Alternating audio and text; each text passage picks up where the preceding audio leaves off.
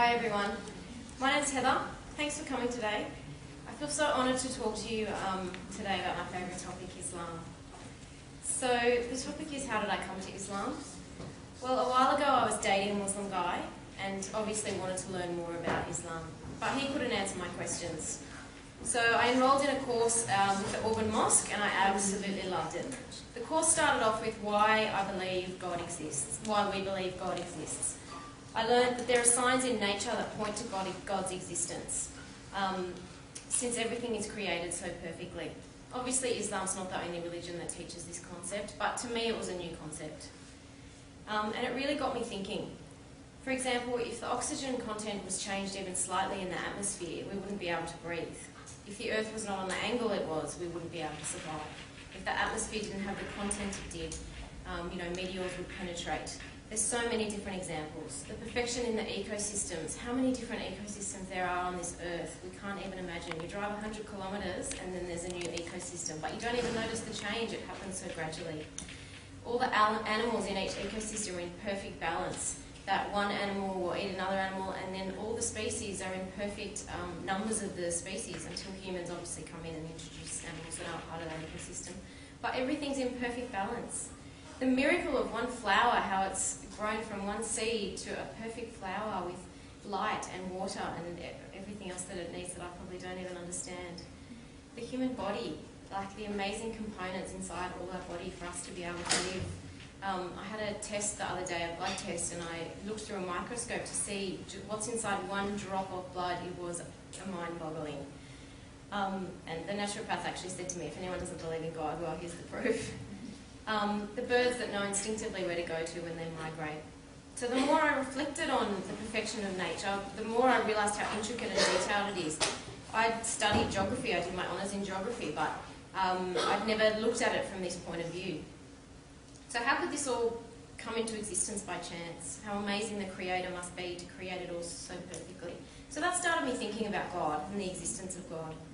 A few weeks later we started learning about the Quran, and this is what really made me know that Islam was for me. I'm a police officer, I like evidence, and for me the Quran is proof that God exists and that it's the word of God. We learned that Muslims believe that the Quran is the word of God for many reasons. Prophet Muhammad, peace be upon him, made sure scribes wrote down the revelation as he received it. Every year, Muhammad, peace be upon him, checked the Quran with the angel Gabriel to make sure it was right. And every Quran in existence is exactly the same in Arabic. And we actually have 2 of the original copies of the Quran. Also, no one's been able to write a verse like the Quran. People have tried, and during the time that it was revealed, poetry was massive then. And so a lot of people said, well, Prophet Muhammad's just a poet, he's just made up these words. And many skeptics tried to prove that it wasn't from God, but they couldn't because of the eloquence, because of the language, and many converted to Islam because of that. But the most convincing thing for me of the Quran is that the abundance of scientific facts in the Quran that they couldn't have known about 1400 years ago. And now science is proving that everything in the Quran is true. The Quran talks about the 3 stages of pregnancy, describing the fetus at each stage and what it looks like. They couldn't possibly have known that 1400 years ago. It says the seawater and fresh water, when joined, will not mix. And now they've proven that when seawater and fresh water mix, it's like there's a barrier there, which the Quran talks about. They don't actually mix. They certainly didn't know that 1400 years ago. It also talks about the Quran being the shape of an ostrich egg, which is not completely oval, but not completely round, just slightly oval, and science says that's the shape of the earth. I find this all absolutely amazing, and I love that Islam brings science and God together. Because often people talk about science, you have to have either science or God, but we need science to explain God's creation, and they're not in conflict at all. So once I was convinced that the Quran was the word of God, I accepted everything in the Quran was from God and that it should be put into practice. I remembered back to when I first read the Quran, a year or so ago, before I started this course, and what stood out for me was how often the Quran said, adhere to your prayers and give charity. To me it felt like that was every second sentence. I look back now and it's not every second sentence, but that's what stood out for me the first time I read it. And in class we were learning how important prayer is and that it's the most important act that we can do. It's the foundation for everything else. I realise why now. But at the time I thought, praying 5 times a day, that is ridiculous. That's way over the top. Surely God doesn't want us to pray 5 times a day. How difficult it must be to find time to find the place, and it must actually be stressful. Well, I was quite wrong. But I believed in the Quran, and I knew that God places an importance on prayer, so I thought, I'll just give it a go. And I'm very glad that I did. I can't describe the amazing benefits of prayer 5 times a day. Now I would never dream of not praying, as I absolutely love it. I look forward to it. I love praying, and I feel so calm, so peaceful, so connected with God when I pray, and even when I finish as well. My colleagues even noticed the difference. One day I was in the office, I'd just come back from somewhere, I was complaining about a new process that was being implemented, which I shouldn't have been doing. We shouldn't complain, that's a waste of energy. But I was, and one of the guys at work said to me, have you taken your 10 minutes out yet? It was about lunchtime. And he was referring to praying. I said, no, I haven't. And he said, all right, go take your 10 minutes and then come back and talk to me. And I said, all right, but I'll still be angry about this. And he just goes, we'll see. So this demonstrates the importance of prayer, and that even other people can notice the reasons why we pray. It's time out from the world. It disconnects us from these silly little things that we get caught up in. Who cares about a new process? You know, it's time out to thank God, to be in connection with God, to feel peaceful, to feel calm, and to thank God and ask for forgiveness 5 times a day. It's so peaceful, so meditative. It's like forced meditation 5 times a day. Now, obviously, I can't imagine life without prayer, and it has so many more benefits that I can't describe in 15 minutes, but I love it. The same with fasting. Again, I thought, there's no way God wants us to fast from sunrise to sunset for 30 days. I'm sure all of you look Muslim, but for those who aren't Muslim, may not know what Ramadan is. We fast from sunrise to sunset for 30 days in the lunar month of Ramadan each year. I thought, oh, it's dangerous, that's not good for you not to eat. How am I supposed to do my job properly? Now, I'm the type of person that needs to eat every couple of hours, or I get narky, grumpy, irritable, feel like I have no energy, I can't concentrate. It's so bad that when I'm at work, if I say, oh, I'm feeling a little bit hungry, people will actually go and get me food, insist that I eat, because I'm a different person when I don't eat. If a new person is working with me, my colleagues have said, as long as she's fed, you'll have a good shift. And I used to accept that, but now I realise that I was just letting my stomach rule my life, and that's not good. So I was very sceptical about fasting, very, very sceptical. But again, I accepted the Quran as the word of God and thought, all right, I'll be fasting and go. And wow, what a great time Ramadan is. Now I realise it's the highlight of the Muslims' year. We don't dread it, we look forward to it. Fasting's amazing. It's self-discipline, it's connection with God, it reduces our desires, it's such a spiritual feeling. And scientific studies actually show that fasting benefits the digestive system and gives it a rest. Especially mine must have needed it, being on overdrive, as I was always eating. So since I've been fasting, I'm no longer ruled by my stomach. If I miss lunch at work, I don't get narky or irritable. I just think to myself, I don't need it. I fast all day during Ramadan. It's fine. And you know what? It's not even that hard anymore. And people have noticed at work have noticed if I miss lunch, they'll say to me, oh, you've done really well today.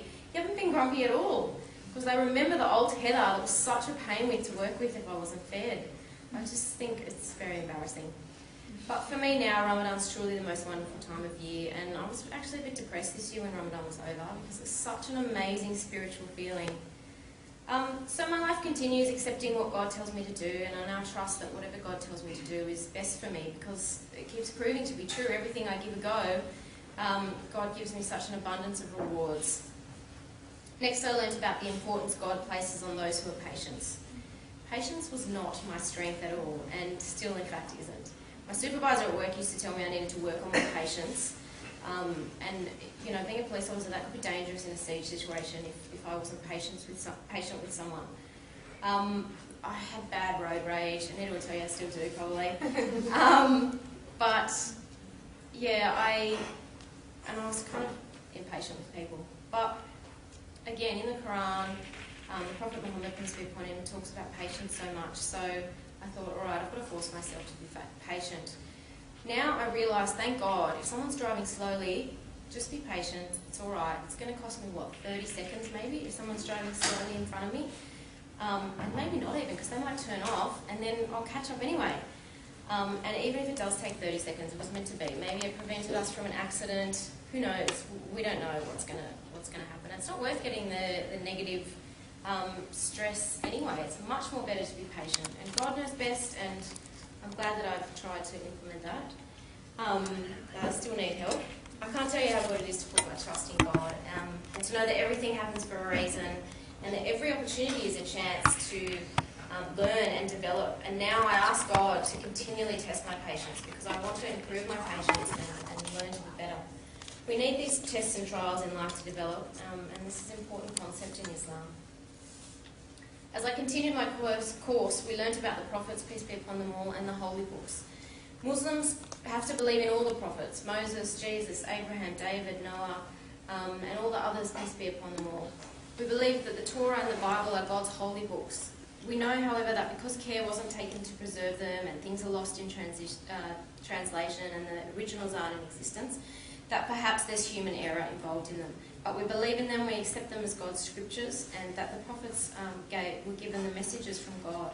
I love this about Islam, that it accepts every religion and promotes tolerance between religions and interfaith dialogue. Judaism, Christianity, Islam, and all other religions share the same belief in being non-judgmental of others, in belief in God, giving charity, and treating people with respect. Islam teaches that believers need to come together and focus on our similarities, not our differences. And I love this about Islam, because it brings us all together, believers, and that all the religions are giving the same messages. But probably what I love best about Islam is the peace and contentment I found. I used to be the biggest stress head. I'd stress about anything, worry about the future, worry about things that probably weren't even possible, and I was very highly strung. I was very easily annoyed by little things, traffic, people asking silly questions, what I thought was a silly question. It's a horrible way to be. But today I have peace and calmness in my life, and people have even commented on it, which for me is amazing, because I used to admire calmness in other people because I had none. An atheist said to me recently, I see how Islam is good for you. Before you were Muslim, you were very short with people. But now I know that every situation in life is an opportunity to learn, and it's from God, and it's a blessing. So I've continued taking on what Islam prescribes, bit by bit, realising that everything I put into practice gives me abundant rewards. Everything I do makes me feel closer to God, feel peaceful, feel calm and content. I can't describe to you the happiness I feel from practicing Islam. And what's wonderful is that Islam has answers for everything, and ways to continue, for us to continue striving to be better always. It never has to end. So in case you're wondering, I'm no longer with that boyfriend. We broke up for a few reasons, but one of the biggest concerns for me was that he wasn't practicing Islam and never started to. I'm now looking and praying for a man who will love Islam as much as me, and who wants to continue learning about it and putting it into practice for our whole life, and who I can grow and develop with through the principles of Islam. Thank you.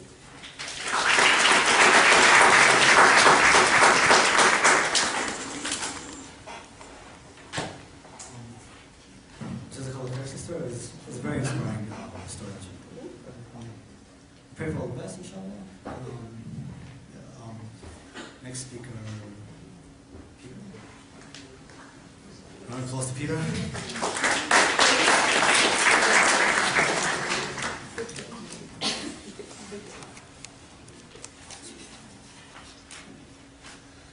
Hi, and welcome to the Islamic Awareness Fortnight. A lot of my talk has actually been cleared with the first speakers, with a lot of the reasoning that I chose. So I'm going to give a brief, well not really brief, but a debrief of my story, of how I came to that.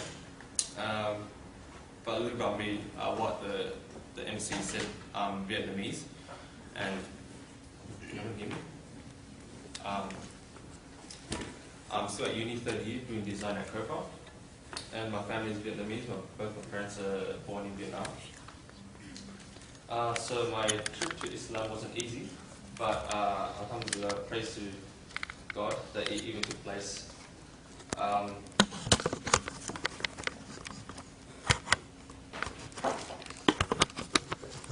When I was young, I used to go to church with my brother when I was in year 5, and this was mainly because my parents thought that we were losing our touch with Vietnamese language.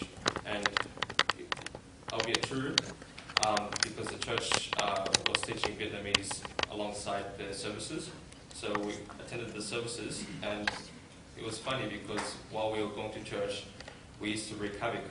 We used to run around and steal stuff, like little cars, and tease people, and we were dubbed the devil children. It was quite funny, but after a while we left, we stopped going, and this is when we moved houses. We used to live in Canterbury, but we moved to where we live now in Kemba, which is across the street from the mosque. And since we've settled in, we've had a number of people approach us to swap houses, and one of them offering their car alongside a townhouse for our small apartment. And we were wondering why it was so important to have this location, but I knew I didn't want to swap because it would mean that I would have to move again, and it would move me further away from the train station, which was a hassle because I was going to high school. And we were living there for a few years, and nothing really noticeable happened, and it was just really a build-up of exposure to Islam. So I was hearing the call to prayer daily. I was seeing a lot of people practicing Islam, a lot of people saying salams to each other, being kind, and gathering after prayer. So there was usually a bunch of people outside the mosque 5 times a day, and I wouldn't understand why. And it was not until year 11 that I met someone through this business program, and she was wearing her hijab, which I didn't see much outside of Lakemba. So, and I didn't understand the reasoning behind that. So I asked her, and I remember our art teacher said it was adopted because Muslims had to hide their identity in fear of persecution and from raiders, which I thought was very ironic given today's criticism to it. Anyway, I got in contact with this sister a few times until another sister had recommended to her that to talk to a brother, and this brother helped me out a lot. He's actually supposed to be here today, but he's quite busy. But from here, things started to pick up. I started attending these fortnightly talks and learned about different aspects of Islam. And I remember it was awkward for me when everyone would pray, because these talks were during the night and they would have to pray the Maghrib prayer. And I asked myself if I should do what everyone's doing, pretend that I know what I'm doing, or just wait and sit out. But I would end up sitting out each time. Anyway, what I loved about going to these talks was that the more I learned, the more I wanted to know. And in a way, it was just fascinating to hear about the angel of death, or anything to that extent after having no knowledge whatsoever about hearing about the hereafter or the unseen. In a way, it was how I was drawn to Islam at the very beginning, because my neighbor, when he heard that I was interested in Islam, he gave me a welcome package, which included a Quran, a mini Quran, a prayer mat, a supplication book, and this children's book. It was the illustrated guide to Islam, and it was a very colourful book, and some of the pages were ripped out and it had texted drawings on it, but I got the crux of what he was saying. It provided a lot of the scientific miracles, like the first speaker said, in the Quran, and it was one of the more convincing texts that I read. And from that, I obviously delved into more advanced reading, and read a lot on the internet as well. And after reading a lot on the scientific aspect, the same brother that first introduced me was he suggested to me to learn the linguistic aspect as well. So rational deduction, logical proving, and so forth. So he gave me this really small book. It's about 4 pages, I think. But those 4 pages were the most intense reading I've done on logical reasoning. And what I liked about reading these books was that it made a lot of sense, talking about the limited and dependent nature of living things and enlightened thought. It provided me a lot more than it's just faith, so believe everything. So I went to these talks for about a year, and reading further, I decided I was ready enough, and because it felt right, and he had a lot of reason. So I contacted the brother I first met and told him I was ready. He set a date and told me to shower beforehand. And I showed up wearing a nice shirt, some nice pants, went to the center and I called him. And he said that he was too busy to organize something. So I went home feeling that wasn't the day. And he told me that we'd organize it for a different day. And that day came, being the first day of Ramadan on 2009. But yeah, so I guess it worked out in the end. So I went through the process of taking the Shahada in front of a group of brothers, and upon doing so, I felt a huge feeling of relief. And as cliche as it sounds, it's like I took a deep, long breath after being underwater for so long. And all of this was also recorded, but I haven't had the chance to receive it yet. The brother hasn't received it, sent it to me.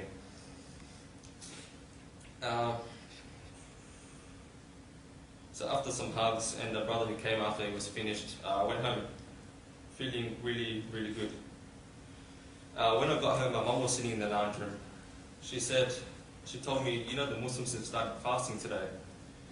And I replied, yeah, so am I. And she said, what? But you're not Muslim. And I replied, here I am, I became one today. And it probably wasn't the best way to tell my mom that I became a Muslim and changed my way of life, but at that point I just didn't think about what I was saying. I was just so happy. After hearing that, my mom went quiet, which I thought was my cue to go to my room, thinking it'd be over after that. I saw her get up, so I stopped. She told me that I couldn't be Muslim because it is the religion of the Arabs.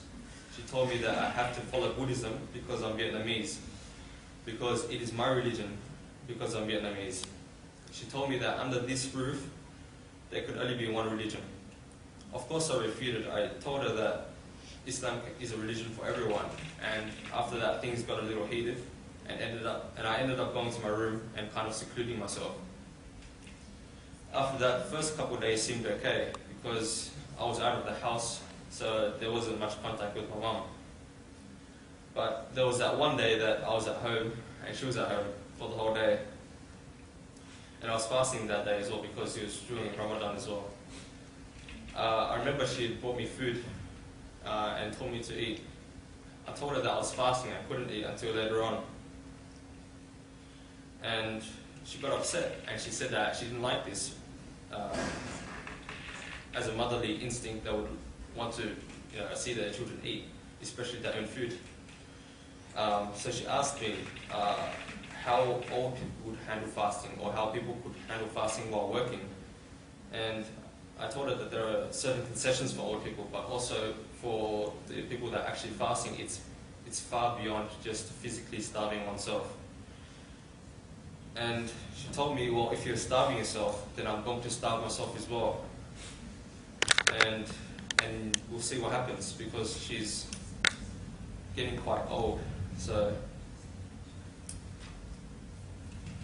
and then she stormed out of the room. She left me alone for a while, but only to come back later. She put the bowl down on my table again, demanding me to eat. She said, eat this. If you don't, I will kill myself. So she threatened to take her own life, and did so again later on during the week. She told me that I had a choice between keeping Islam or her, for me to either renounce Islam or for her to kill herself. She wanted me to undo what I had done that day. The situation quickly got emotional and fiery, so I told her that I needed some time, even though I knew that there was no way I was going to renounce Islam. I just needed to buy some time that she would calm herself down. So I went and called the first brother that had introduced me to Islam and told him the situation. He advised me to do what I had been doing, which was to just leave the premises and to make sure that contact is at a minimum. And from there, things were okay as long as I went at home. There were times that I remember I had to go office works to get some stationery. I went with my mum, and I was still on my L's at that time. So I was driving, and when we got to office works, well, I told her that I'm still fasting, and we were in the car park of Office Works, and she just got angry again, and she said the same arguments pretty much, and said that under the same roof there can only be one religion. And I said, what if I move out? And she didn't like this as well, so it just got quiet. And then she's like, okay, do you want to drive home? I'm like, nah, you drive home. I just want to sit in the back and not talk to you. But during the rest of the month, my game plan was pretty much the same. It's just to stay out, and just stay at the library, maybe read and do my work there, and then go home late when my mum's already asleep. And that was pretty much the gist of it. There were times that my mum caught me praying at home. I don't know why I prayed at home. I think it was because I was too embarrassed to pray at the mosque. But after she confiscated my welcome package from my neighbour, which included the prayer mat, I used the towel on the carpet to pray. And when she walked in, after I finished praying, she said, do not let me catch you doing that again. It sounded like an empty threat, which it was, because after that she didn't really catch me again because I'd go to the mosque. But there was still some aggression during that month. But in between then and now, there's been a lot of change. Last year there was still a bit of aggression, as it was the anniversary of that fight. But this year has been a big improvement, as when I was walking home this year during Ramadan, I passed my mum, and she asked me, do you want me to make you food for work the next day, because she makes my food for lunch. And she said this knowing that I would be fasting, and I said, no, I should be okay. And she said, okay, in that case I'll make you food for when you wake up to eat. And I was like, subhanAllah, I've come so far. My mum's making halal food. She stopped buying pork products. When I walk out of the house, I would be going to the mosque, and my mum would know this, because before she'd always ask me, where are you going? Always wanting to know where I am, but now she's just trusting me, knowing that I've become a better person. And she's seen this as well. She said that, I've really seen you change. And so when I was walking home that day, when I passed my mum, I had tears in my eyes, because I didn't realize how far I'd come.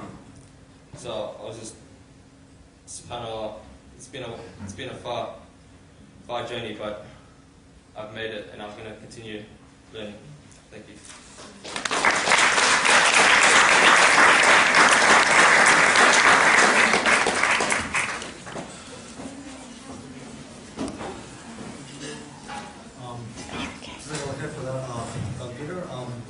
Very inspiring. The fact that you went through so much hardships and yet you're still keeping strong to the gym and stuff. It's very inspiring. Now I got Sister Aisha. Round of applause.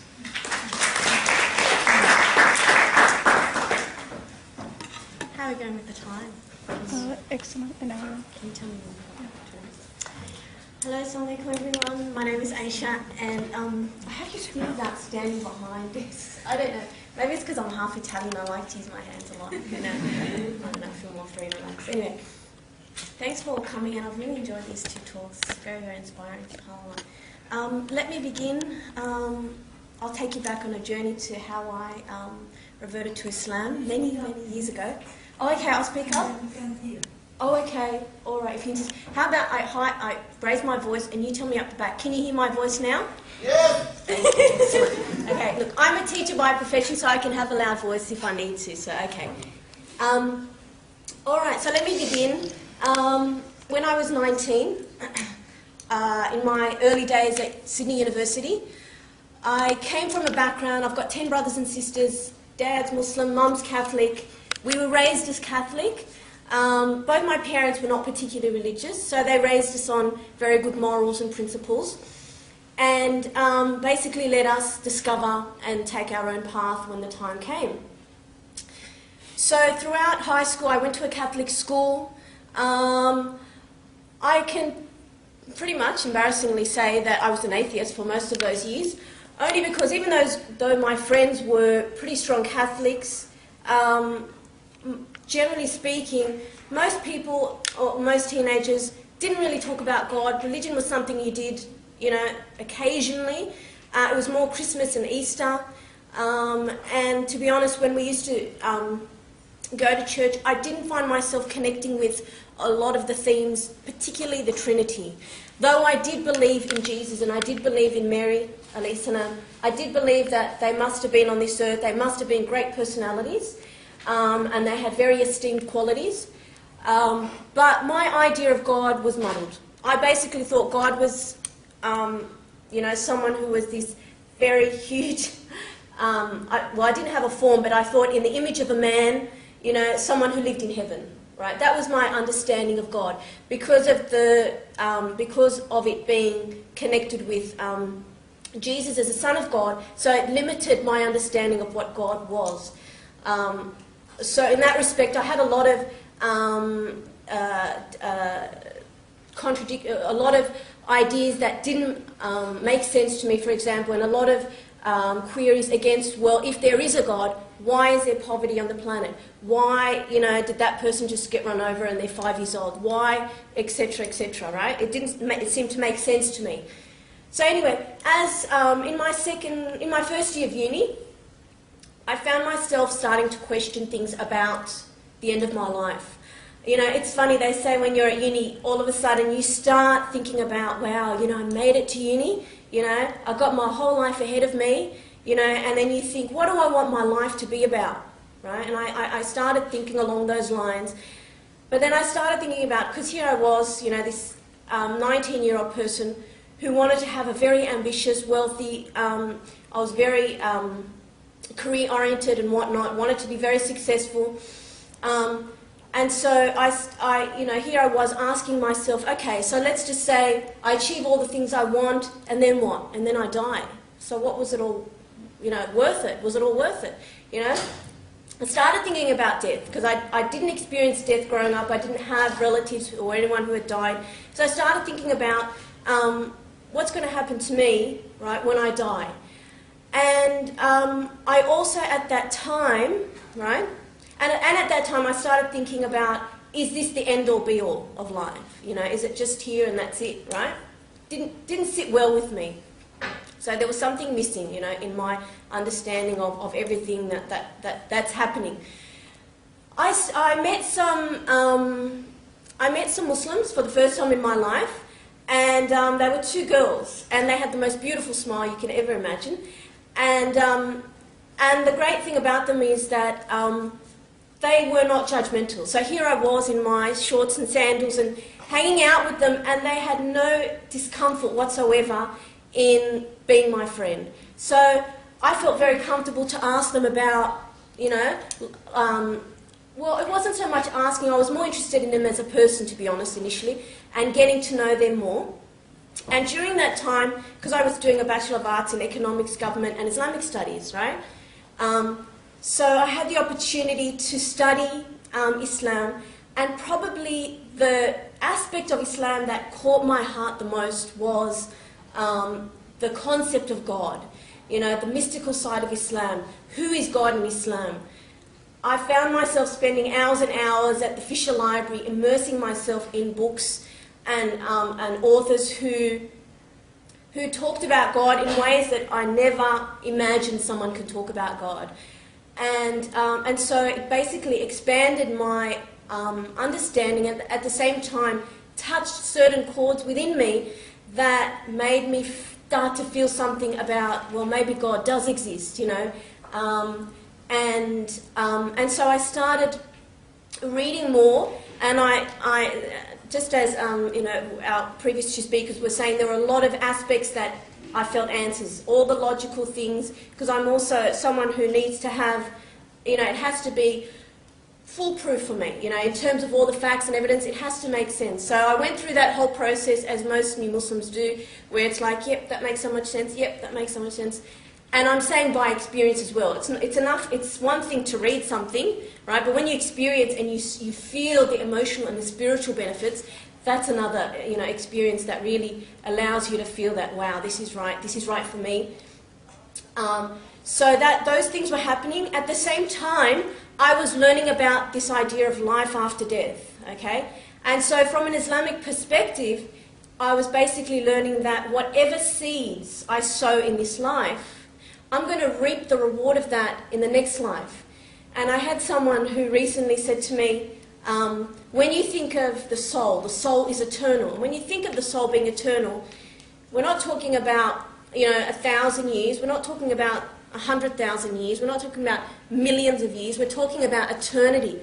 And so it got me thinking that, whoa, let's just say I live on this planet for 80 years, right? What I do in that 80 years is going to impact the millions and millions of years of eternal life.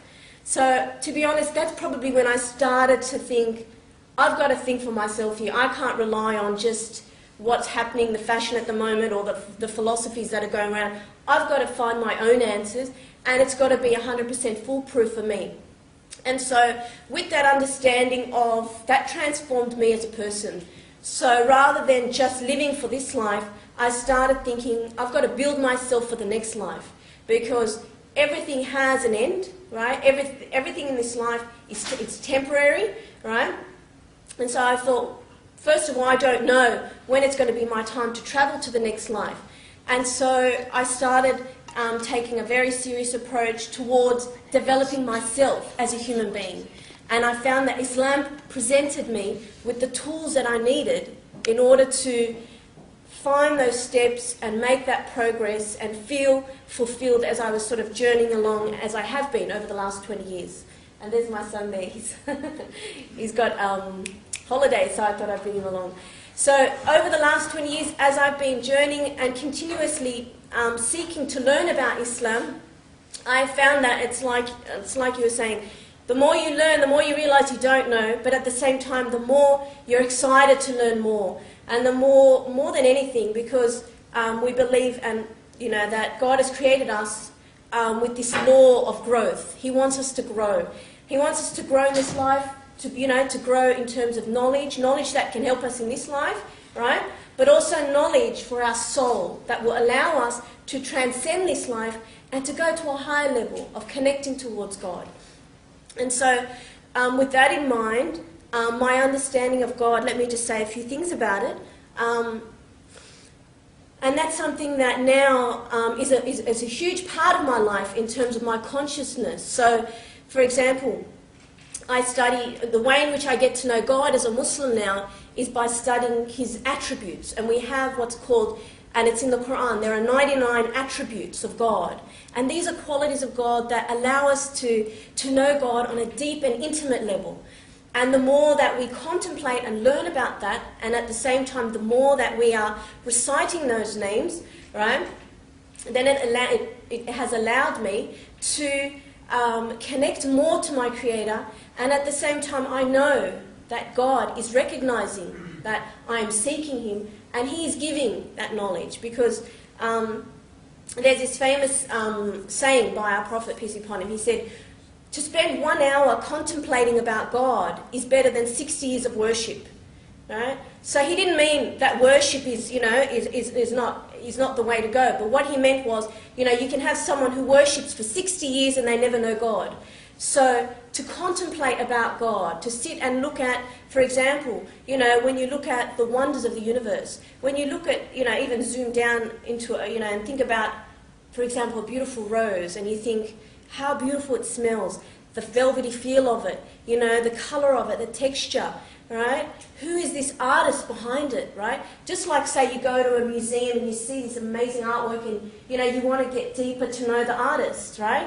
Well, the Islamic perspective has taught me that this world is like an art exhibition, right? And God has put all the beauties of creation here for us to ask, who is this artist, magnificent artist behind it, and to want to get to know him and to learn more about his artistry and his greatness and his magnificence. And so that's sort of, in a nutshell, giving you an idea of ways in which a Muslim gets, and in my case as well, has gotten to know God on deeper levels. How am I going with time? All right, 5 minutes? Keep going. 15. 15? Okay. 15 minutes left to go? Oh, good. Okay, so let me then take you on a journey in terms of the essential elements of Islam, of beliefs that have allowed me to, practice my Islam. So I'll give you sort of a snapshot. So essentially the key belief that has guided me in my life is this idea of God's greatness. That's why you'll hear Muslims here and there saying Allahu Akbar, God is great. It's probably the key words that allows me to, by contemplating on how great God is, by getting to know Him more, and it's something that throughout my day, right, how can I say? It's something that allows me to continue to recognise, first of all, my position in relation to God, and at the same time knowing how great God is, to get closer to Him. And this is something that I do through prayers. Heather talked about prayers. Probably one of the most important aspects of my life as a Muslim, and in terms of practice, is the concept of prayer.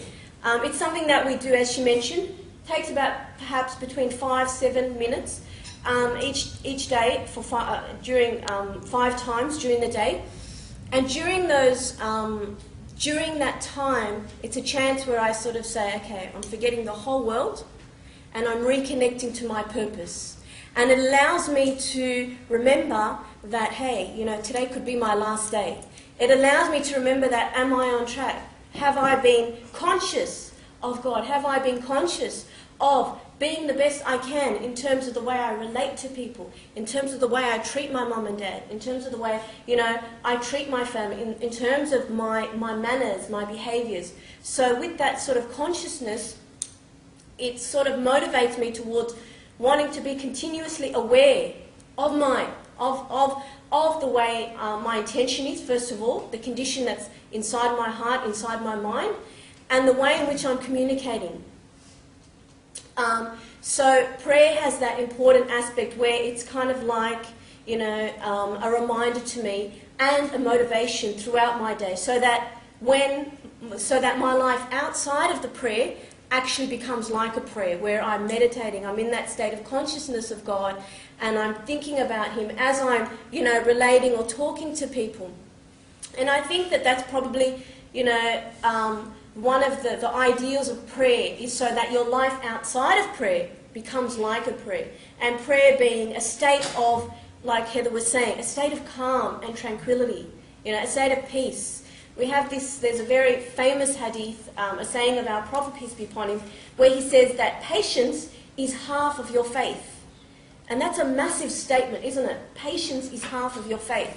Because when you think about it, everything we do, whether it's studying or, shopping or, any kind of action, you need a certain amount of patience if you expect to get a good outcome, isn't it? So if you expect to succeed in whatever it is you're doing and you don't have a chunk of patience to go with it, you won't succeed.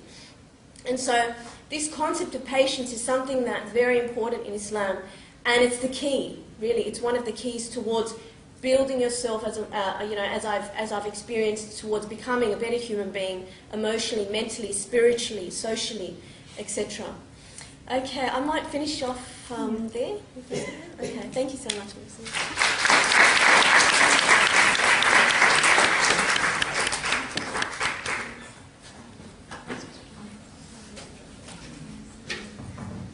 Thank you very much, Sister Aisha. Can you guys hear me at the back with this ridiculous mic system? Anyways, I don't even think it's working, but so I'll shout as well. Thank you, Sister Aisha, for that. Brothers and sisters and friends, my name is Faraz. I'll be your MC for the second part of today's event. It was a tag team sort of arrangement. I realized once I'd committed to being MC that I was actually going to be teaching at this time, so I came back from a shoot, ran back, finished early, told my students I had to be somewhere important. Hopefully none of them are in here, that would make things awkward. But without further ado, what we're going to do at this stage of the talk today is we're going to throw it all open for you guys. If you've got any questions, You know, it's quite interesting hearing the stories of how people come to another religion, not just Islam, how they sort of change what they've been thinking all their life, and the process that they go through in order to end up somewhere else. So I'm sure some of you might have some inquiries you might want to make in that regard. And if you do, this is your chance to ask a question either to all the speakers, or you can direct it specifically to any one of our speakers here today. So we'll throw it open, and hopefully we can get some discussion going on. Yes? Ask the lady, and I think that I didn't hear that lady because I came halfway. You said you were Catholic? Yes. Did you have a Bible in your household? Can you hear me from here? Yeah. Yes, I did, and I used to read it as a teenager, and we used to have religion classes every week. Yes. What did you learn about Jesus? I learned that he had amazing qualities, and probably the most beautiful qualities, right, were his qualities of compassion and mercy, right? And those were, there were many prophets, and each one was a role model, and each one had certain qualities and characteristics that was unique to them. And my understanding of Jesus from the Bible was that was one of his greatest qualities, and his quality of forgiving, that no matter what, he was able to forgive. Are you aware that I read the Quran and I find a lot of violence in it? Do not befriend a Jew or Christian because you will be infidel like them. Thank you for raising that. There's a lot of verses in the Quran It's all that killing. It's all killing and violence. Bible have no killing. Bible have love your enemy, pray for your persecutor. That's what the Bible said. Did you think you choose the right way? You know why you didn't choose the right way? Because the Catholics don't teach the Bible. I learned it for 7 No, years. they don't teach Bible. Ma'am, we'll leave it there. Okay, Thank you that's very fine. much for your- Thank you. Let me just add to that. Thank you for your opinion. It's great that, you say that, and it's important for us to hear that, and it's important also to hear someone else's opinion. I have studied the Bible in depth, and I've studied the Quran in depth. I've also studied different interpretations, right? Just as there are very negative interpretations of the Bible, I don't have those negative interpretations. Likewise, there are people who can take a word and change the meaning, right, without knowing the context. So all I can tell you is that I have read the Quran, I have analysed it, I have studied it, right, and there is nothing in there that does not teach me about peace. Right? There are certain, if it's okay to continue, there are certain verses, like the one you mentioned, about not befriending Christians. Those are taken out of context, right? So in that regard, it's referring to people if they're oppressing you. So you need to actually study the stories behind it. So anyone who is oppressing you, it's basically saying not to befriend that person, right? And I think you would probably, understand. Where do you get some That verse was a specific verse about, you've asked your question, now we'll answer. salvation you get it from Jesus. Absolutely, you'd get it from Jesus. From Jesus. He said, I'm the beginning, I'm the end. Okay. He said, I testify for this prophecy. Whoever take or add, I'll take his name from the book of life and the Holy Spirit, and come Jesus, come. Amen. Thank you for that.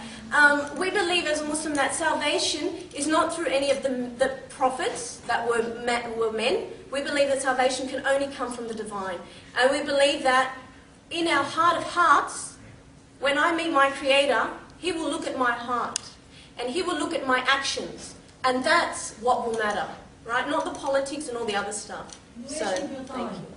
We love Jesus. Muslims love Jesus, and we want to be like Jesus. And that specific verse that you're referring to in the Quran is, if you're not going to listen, why are you Ma'am, here? can you please let panelists answer, please? Jesus. No, we don't deny Jesus. We love Jesus. Muslims love Jesus. Muslims love Jesus. You should have come to the talk about Jesus, I think. Right. Were you here yesterday? Saudi Arabia's money. How much money? Zero. How much money? Okay, maybe we go Ma'am, that's to enough, someone thanks. else. Thank you very much. you. How'd you say? Thank you.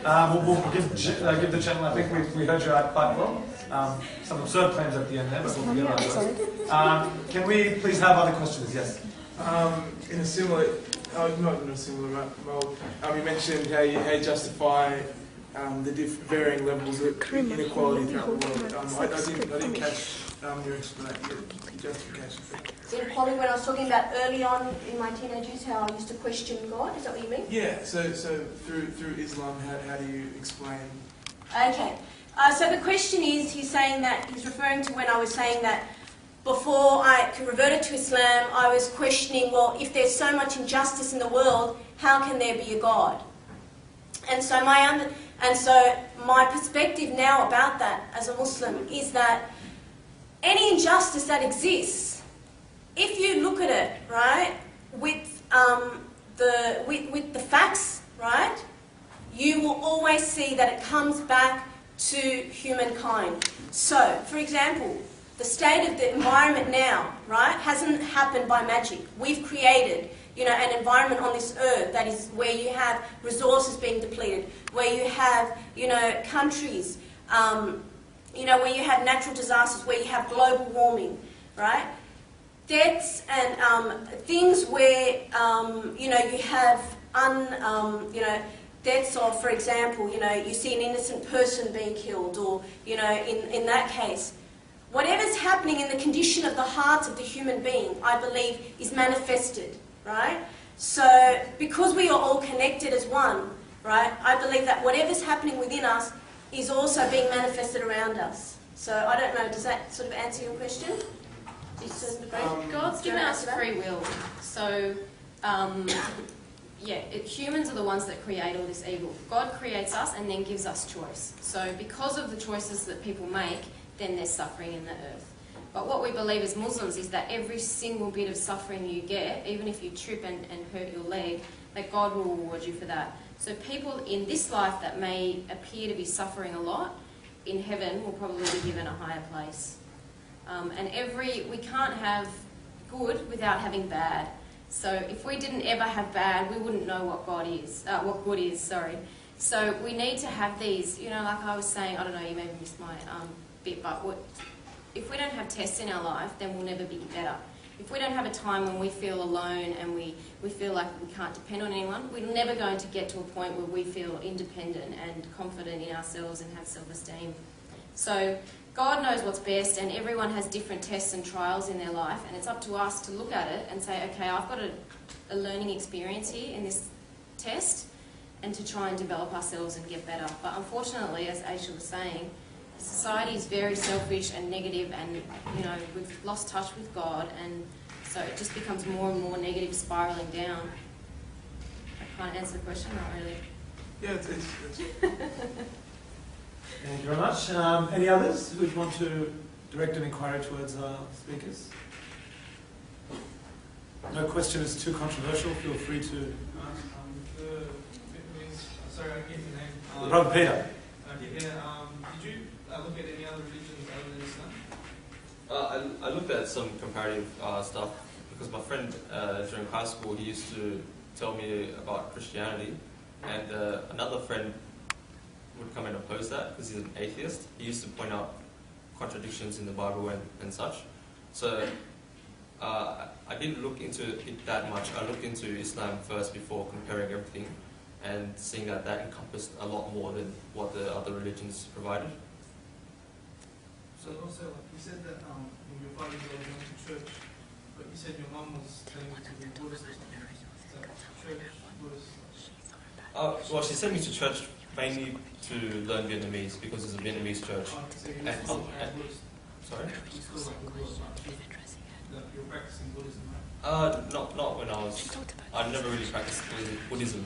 My mother never imposed that on me. It only became an issue when I adopted something else. Yeah, that happened to me too. I've got a question. Yep. Yep. So your dad was Muslim and your mum was Catholic. Did you ever come across, what did you think of the original sin? In Christianity? Yeah. The question was, what did I think of the original sin? There was a lot of, that's probably one of the concepts that confused me, I have to admit, because I didn't believe that, it's like I was saying to the lady who was here, that you know, God, I believe that it's only just and fair to expect that a God who is just and fair will judge me according to my intentions in this life, the sincerity that I've strived for, the actions that I've tried to do in my life. So I didn't believe in this this notion of, something that's happened to someone else is going to affect me, Yes, Robert. Which one? This is a bit controversial, but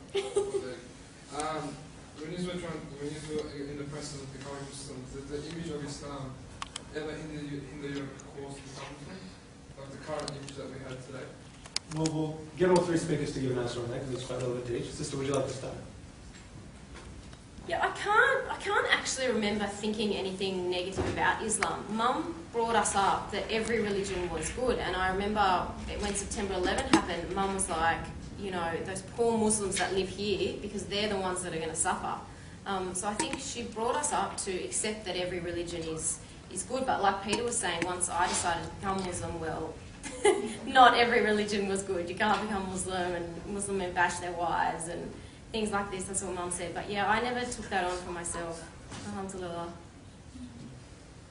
I think the only time I had the negative ideas about Islam was as a teenager, and it was once in a blue moon. You'd see someone from far, or maybe on the news, where you'd see a woman wearing a scarf, and so you'd think in the way that you've been brought up in a Western culture that, if she doesn't look like this, then, this must mean such and such. So, yes, I did believe that women were oppressed. I did believe that, Islam was a barbaric religion.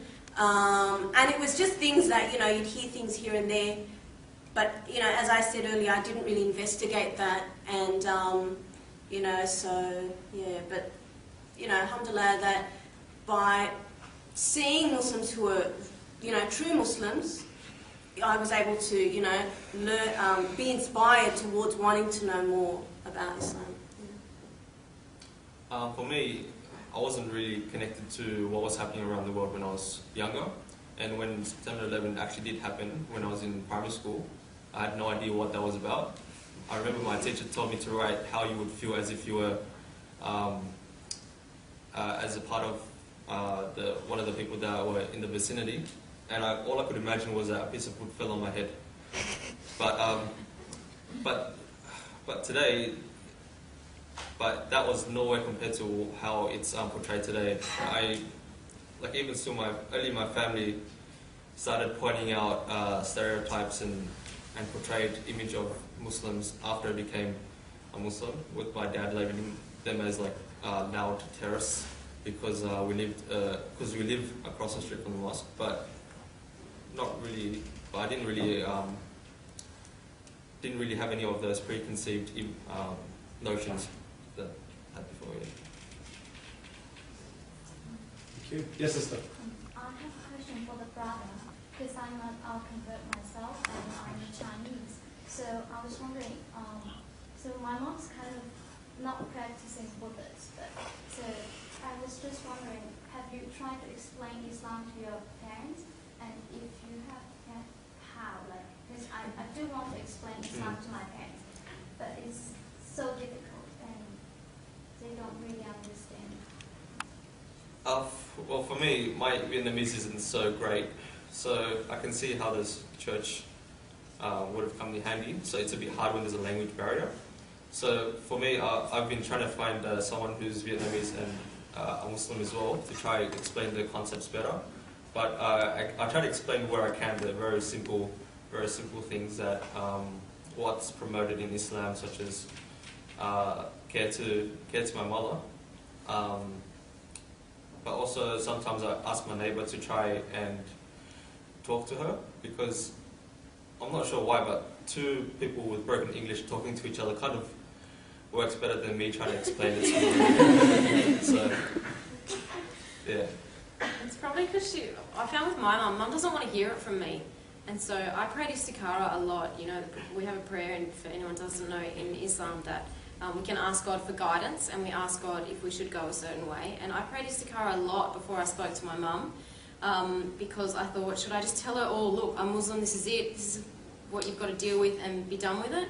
But I got no, and just, should I say this to Mum? Should I tell her that I'm praying? Should I tell her, you know, bits and pieces? And I got yes for a couple of them, but in the end, Mum was going out and researching herself. She didn't want to hear it from me. She wanted to go and investigate it herself. So all I would say is make dua, praise to Kara about what you should talk to her about, and make dua that Allah will inspire you with the right things for her, because everyone needs different aspects of Islam for it to click for them or whatever. But I think it was too hurtful for Mum to hear it from me, because it's hurtful to have a Muslim daughter. I feel almost like, because I've got sort of the other extreme where my mum was like, well, if you're happy, I'm happy, and that was it.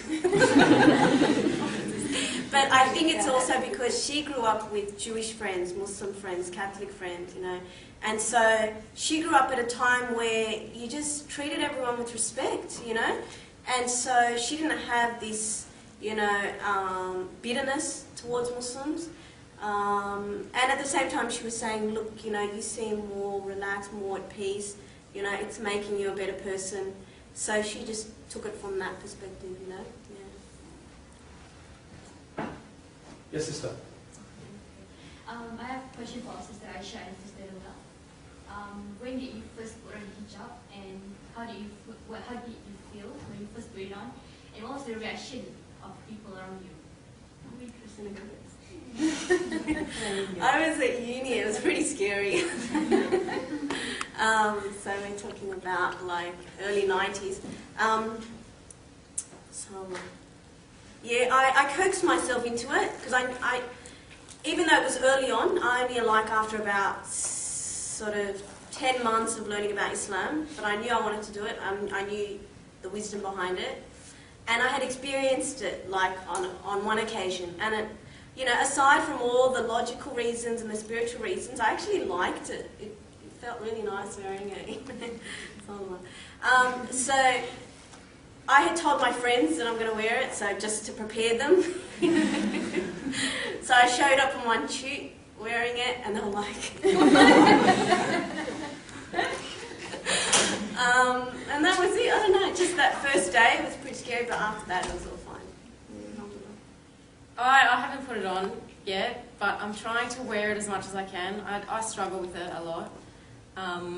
Not from what people think, I don't give a crap about what people think, but I struggle with the, like, just having things just being covered all the time, you know. I like exercise a lot, but the reason why I want to put it on is because I trust in God, you know. Everything else that I've thought surely isn't right about Islam, I do it, and, you know, I get so many benefits. So I trust that God, what God tells me to do is right. So a couple of months ago I had decided to put it on. I was like, yeah, I'm going to put it on at work. I researched all about hijabs, like police officers that wear hijabs, and I was going to go into work and everything anyway. You know, it was stopped for a reason. But yeah, I'm just trying to wear it as much as I can and hope that one day I just won't want to take it off. So I'm feeling better about it. Alhamdulillah. Thanks for that, sisters. Any other questions from our audience? Yep, at the back there. This is a question for all the speakers. I was just wondering, like, say there's someone who's really close to reverting and they know that Islam is the right religion, what advice would you give them, basically? Just to push them over there. Not really over there.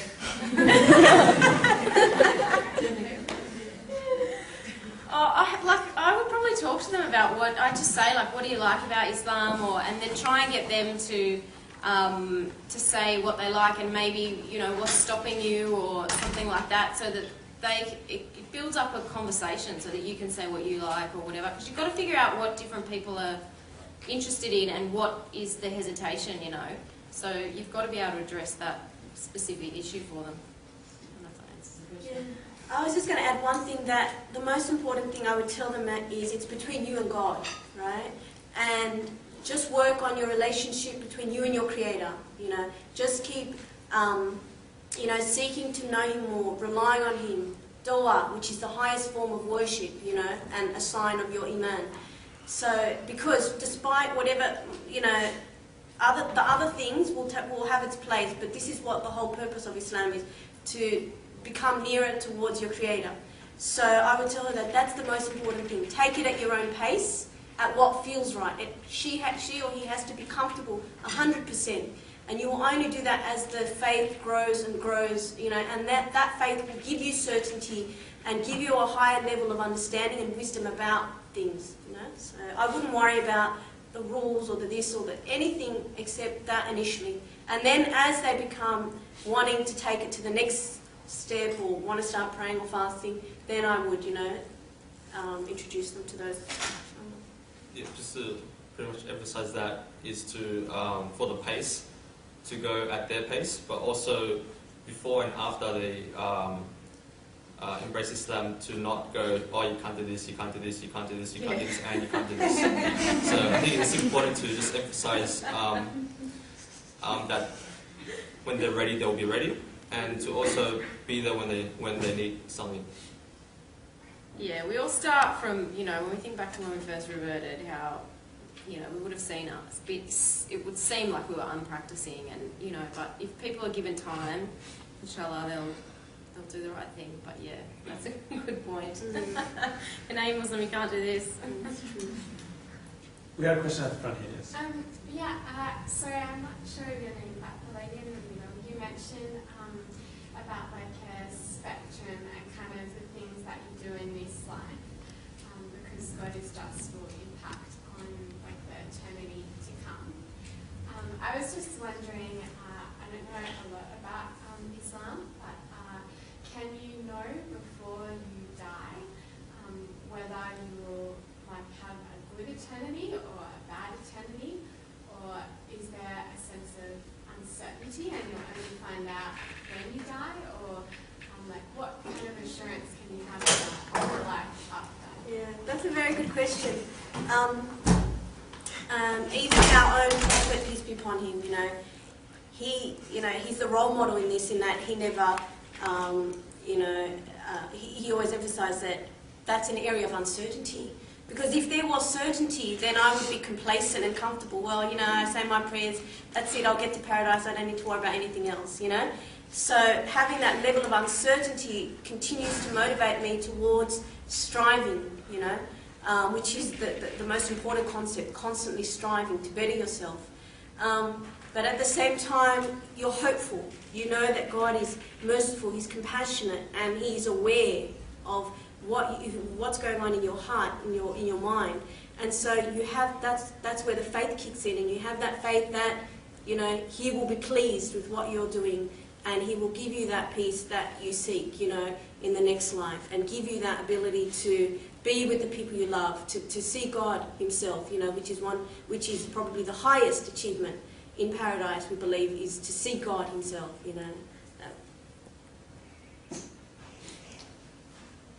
Very much. Any others? Yes, Khalid. I just have a question for sister who was Christian. You're Christian before? Both of us. Were you Christian before? Green. Oh, Aisha. It's Aisha, yes. Yes, I was Catholic. Okay. I just have a question. When you were Christian, were you aware that there was in the different varieties of versions of the Bible, there was differences in the verses. Like in some versions, like in New King James version, there's addition for new verses, and in the previous versions there was these verses they weren't there. So were you aware of that while you were a Christian, and you still accepting Christianity, or what was the explanation of the people who was teaching you? Because some Christians, they believe that there is no any differences in the versions of the Bibles, and just because they're blind, they can't see that this verse is in this version, while in other version you can't find it, or there's addition of version. That's probably because in school you're not taught to think outside. You're just taught this is the Bible, this is the only Bible, and that's it. And so you study the Bible. You don't study about the history of how it was compiled or who compiled it. I don't know, maybe in studies of religion you might, but back in my days it wasn't. And so it's the case that people, in their adult years, who want to look at the historical side of the Bible will see. It's a fact, it's evident, it's out there in the public that yes, the Bible has been changed, it has gone through, a series of translations and whatnot. But their argument is that, it still has the divine hand in it, so to speak. That, for example, whoever wrote it was inspired by God. And so that's sufficient for them, right, who accept that. I personally, because everyone is different, I thought, well, hold on, if God is so great, right, and I'm here on this earth for a short time, right, why couldn't he preserve his message to humanity? That was my query, that I wasn't happy with that argument. So I remember once I was at a lecture and I heard the lecturer saying that the Quran, even if you don't accept it as the word of God, it was the Quran itself, which was revealed 1400 years ago, every letter and word and whatever has not changed. Not one single letter or vowel has changed since it was revealed. And Western and Muslim and non-Muslim scholars will attest to that. And so I thought that's a really huge, argument to say and pretty strong, thing to say about the Quran. And so when I started studying it and learning about Islam, for me that was sufficient to say, wow, well, God actually did preserve his final message to humanity. Yes, Faraz. This question is to any of the speakers, and it's pretty much asking, what do you think is the best way to actually give dawah? I mean, I think it's a very important question that should be asked amongst the Muslim community today, because there's people like you that are, the fruits of what dawah is to all of us. So you guys have been on both sides of the fence, and you guys have been the recipients of dawah, and now you're like giving dawah. So what do you think is the best approach when talking to non-Muslims and giving them dawah about Islam? Well, it depends who you're approaching, such as your neighbor who you see every now and then. It would be who isn't a Muslim. It would be good to give him snippets or something, just small portions of it every time you see them or something like that. Or in my case, if you live in Lakemba across the street from the mosque, you can just say, oh yeah, what they're doing now, they're going to pray and stuff like that. So just really depends on who you're giving dawah to. Dawah for our non-Muslim friends means invitation to Islam. Sorry, could you repeat the question? The question was basically, what's the best approach to invite someone to Islam? Okay. Because I've seen a lot of people, they just plainly get it wrong. Okay. I think the best approach is to be yourself, to let them see Islam through you, through the way you are. Because I personally think that's enough. If you are standing for Islamic principles and striving, then they will see something different, and they will connect to that. Because Islam is a religion of the heart, and people connect through the heart. And so, your friendship to them, your love, your kindness, that will speak much more than any words. And of course the words are important. So at the same time, I would be conscious of saying things to inspire them. Whether it's sayings of, profound sayings such as, some of the, virtues that we all aspire to, or, quotes or things here and there, or things about God, really inspiring things that will make them, will sort of put seeds about God and about our responsibility towards knowing who God is and understanding that. So, something along those lines. Yeah, what Ash says, the best thing you can do is just be an excellent Muslim. Unfortunately, as Muslims, because there's so much negative stereotypes, we have to be even better. So when we want to get angry at someone, we have to think, no, we can't, because they're going to look at us and think, oh, you Muslims or whatever. So the best thing that we can do is treat everybody with respect, is to treat everyone how we'd like to be treated, to be patient, to be the best Muslims we can, And, you know, hopefully in time they will come to then grow to trust you and ask you questions about it. People are curious, but we have to be patient, unfortunately, and just give it time for them to become accustomed to us and see that these are Muslim qualities, not the criminals that we see and the people in the street, go down the streets of the Canberra and Auburn, and it's disgusting, a pigsty, people hooning around. Like, there's so many negative stereotypes that we just have to be better, unfortunately. Because we don't want to be, yeah. Well, fortunately, yeah, that's right. It's our test, you know, and it helps us to be better. But yeah, people don't want to be preached to. If someone had started to talk to me about Islam, I would have been like, whoa, back off. So we have to come to it ourselves. Abby. So I'm sorry, I actually missed all your presentations. I missed, so if we were to discuss this, then you can my question. But I was actually just having a long discussion with a brother who just recently became Muslim, and something that came out of the discussion was with fundamental philosophical challenges and difficulties that people have with Islam. Once you become Muslim, how do you deal with those? So, I mean, you can think of issues about fate and destiny, you can think about capital punishment, any fundamental philosophical issue you can name it. Once you become Muslim, and now you've accepted Islam and you're submitting to the Quran and the Prophet ﷺ and following and teaching, how do you deal with those challenges? Do you sort of just say, I accept them, or do you say, I accept them conditionally? How do you deal with them? That's something that I'm interested to hear.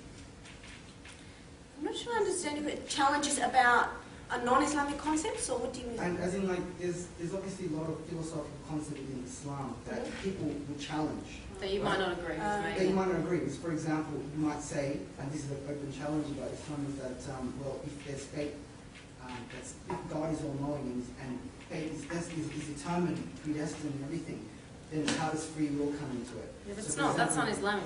Well, it's not exactly, I guess it could be a universal discussion, but I mean, it's something that when you come to Islam, you have to accept a set of principles, almost. Yeah. And when you have those challenges that you have in your own life, and once you've come to Islam, you embrace Islam, do you still have those challenges? Do you try to deal with them? I'm just interested. Yeah, you do. Like for me, I believed that the Quran was the word of God. That's how I started. And so I accepted that everything in the Quran was from God. And so once I did that, and once you start practicing, you realise everything that God tells us to do is the best for us, and you know it all works out. But so anything that I have a problem with, I then think, okay, well there must be wisdom in it, and then I'll go and research and find out exactly what it is. You just have to do your research and find out. Everything that God tells us to do is what's right for us. But we have to find it for ourselves, you know. That's the beauty. We can continue learning forever. That's exactly what I was going to say. Just learning more about the issue itself, but knowing with confirmation that the Quran is the word of God and that He knows what's best for us. So anything that is prescribed upon us is what's best for us, because He knows us better than we do. But also that since we're still starting out, we wouldn't have a whole encompassment of the knowledge. So just further research would be the best thing to do. Any other questions? We might take one more from the floor, if we don't. Yep, sister? It's Joel, speakers here. I was just wondering, since, I mean, I've been Muslim since I was born, and so I've been in Islam like basically all the time, and I'm an insider, but they've been an outsider. Sometimes it happens that you're inside something you don't see that advantages or the good points about that thing, and then an outsider just picks it up. I was just wondering, is this a practice, or is this the documents like the Quran itself that inspired you to become like you have friends who are not Muslim, they look at you and judge you by your character. They're like, wow, that's really cool. I mean, they don't have that in our views. I'm like, yeah, that is. But what was your main inspiration? I mean, was it the character of someone that inspired you, or did you just go for yourself? Did you miss the talks? I didn't play, sorry. That's all right. For Peter and me, we looked at the scientific proofs in the Quran and the fact that the Quran was the word of God. Is that right, Peter? Did I make it up? Oh, and then onto the linguistics. The linguistics, yeah. And 8. No, the basic one is that how much is how am I practicing is going to affect the outsider? I mean, like, if I have a good character, I'm going to inspire someone. How much is that? I mean, the weighting of that counts towards, it's more of a presentation. How would I present myself to outside world? And then how do you guys judge us from Yeah, it's massive. Is that the main factor, or? I think so, because, and some people might come to Islam without meeting a Muslim. You know, they study it, you know, and they look at it in depth, and it all makes sense to them.